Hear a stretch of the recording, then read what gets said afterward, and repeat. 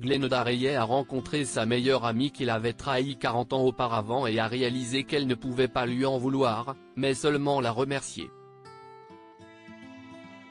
Glenda Reyes et Dina Muscovich étaient meilleures amies depuis le primaire, jusqu'au lycée.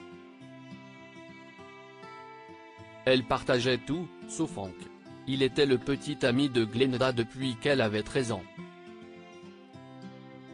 L'idée que Glenda et Dina puissent un jour être autre chose que des meilleures amies était impensable jusqu'à ce qu'elle aille à l'université, dans des universités différentes, et qu'un homme se mette entre elles.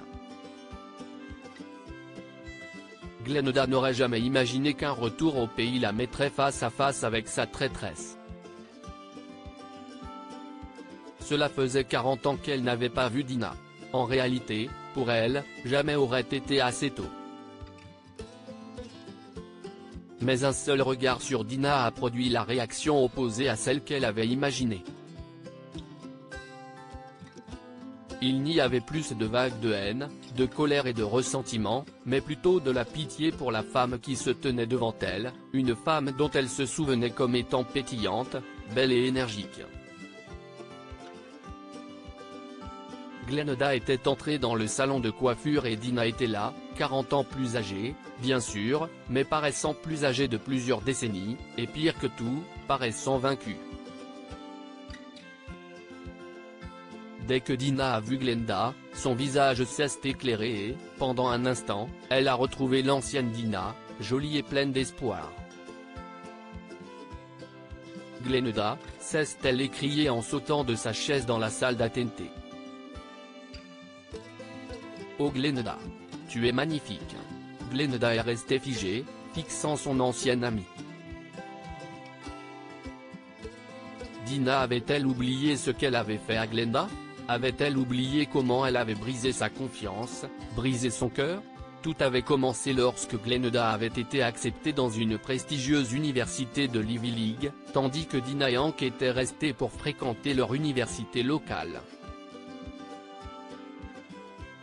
Même si des kilomètres les séparaient, Glenda et Hank s'étaient promis d'être fidèles. Glenda pensait que Dina serait là pour garder un œil sur son petit ami. Elle n'avait jamais imaginé à quel point Dina et Hank s'étaient rapprochés. À la fin de sa première année à l'université, Glenda est rentrée chez elle excitée à l'idée d'être avec son petit ami et sa meilleure amie. Glenda a eu une énorme surprise.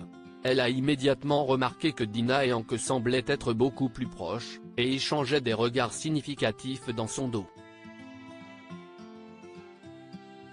Il se passait quelque chose. Glenda a découvert exactement quoi quand elle a surpris Hank et Dina en plein débat dans sa propre cuisine pendant sa fête d'anniversaire. Glenda a explosé de rage et de douleur. Trahie non seulement par son petit ami, mais aussi par sa meilleure amie, la fille qu'elle aimait comme une sœur. Le lendemain, Glenda a pris un avion pour la côte et n'est jamais revenue. Ses proches lui ont rendu visite à Boston, mais Glenda a juré de ne jamais y retourner. Aujourd'hui, 40 ans plus tard, après avoir rencontré et épousé un homme merveilleux, être devenue la mère de 3 enfants extraordinaires et avoir mené une brillante carrière d'éditrice, Glenda est revenue pour le mariage d'une de ses nièces.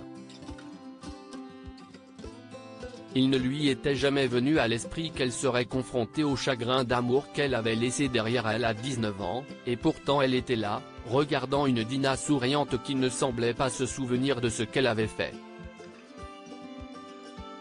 « Tu te souviens de ce que tu m'as fait, Dina ?» a demandé Glenda. « Je croyais en toi, je te faisais confiance.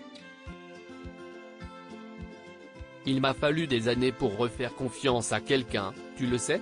Dina a redressé ses épaules et a regardé Glenda dans les yeux. « Je me souviens, a-t-elle dit doucement. Il n'y a pas eu un seul jour au cours des 40 dernières années où je n'aille pas penser à ce que j'ai fait Glenda, et crois-moi, j'ai payé pour ça encore et encore. » Hank. J'ai épousé Hank, tu sais, et ça a été la plus grosse erreur de ma vie. Il a commencé à boire, puis il a commencé à me battre. Il n'y a pas eu de bébé, et quand on m'a diagnostiqué un cancer du sein il y a 3 ans, il m'a quitté. Il a dit qu'il aurait dû rester avec toi, et que j'étais la plus grosse erreur de sa vie. Glenda s'est avancée impulsivement et a pris les mains de Dina. « Oh non !» s'est-elle exclamée. Je n'avais aucune idée. « Tu vas bien maintenant ?» Dina a souri à travers ses larmes. « Je suis hors de danger, pas de cancer, et pas de Hank non plus, ce qui est aussi une bonne nouvelle, mais j'ai toujours eu l'impression que tout ce qui est arrivé était une punition de Dieu pour t'avoir trahi. » Non, s'est écrié Glenda. Tu ne dois pas penser ça, jamais. D'une certaine façon, tu m'as sauvé. Penses-tu que Hank m'aurait mieux traité?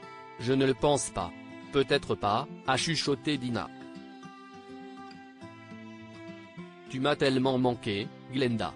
Les deux femmes se sont serrées l'une contre l'autre et ont pleuré pour les années perdues et la douleur qui les avait divisées pendant si longtemps.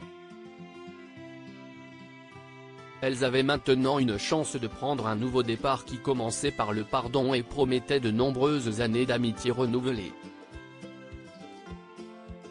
Que pouvons-nous apprendre de cette histoire? La trahison d'un ami est plus blessante que la trahison d'un amant. Glenda était dévastée parce que la personne vers laquelle elle se serait tournée pour obtenir de l'aide et du soutien était la femme avec laquelle son petit ami l'avait trahi. L'amour volé n'apporte jamais le bonheur. Dina a pris le petit ami de sa meilleure amie, mais cela ne lui a apporté aucune joie. Il s'est avéré être un ivrogne vicieux et un batteur de femmes qu'il a abandonné dès qu'elle est tombée malade. Délire aussi, après la mort de son fils, une mère entre dans sa chambre et pleure en entendant une voix qui lui dit « Salut maman, abonnez-vous à Mon Mama » sur Google News.